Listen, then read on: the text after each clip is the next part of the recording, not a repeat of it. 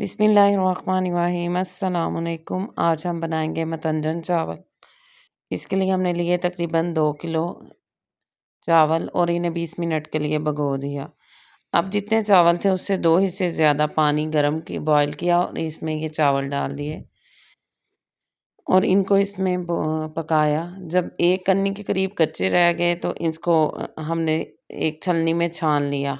अब 1 पाव ऑयल लिया, इसमें लिए तकरीबन 6 से 7 अदद छोटी इलायची और इसके दाने निकाल के इस घी में कड़कड़ाया।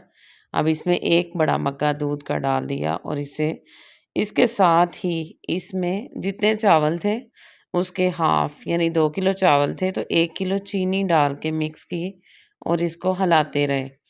जब चीनी अच्छी तरह मेल्ट हो गई सारी और ये देखे चाशनी सी बन गई है, इसमें पानी नहीं मिक्स किया, सिर्फ 1 कप दूध ही हमने मिक्स किया है।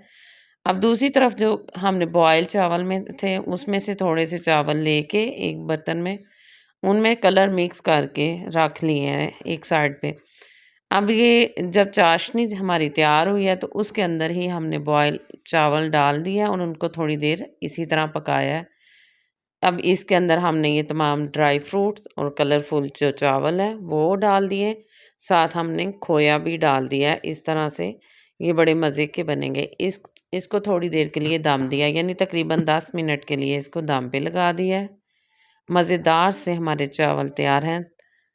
Thank you.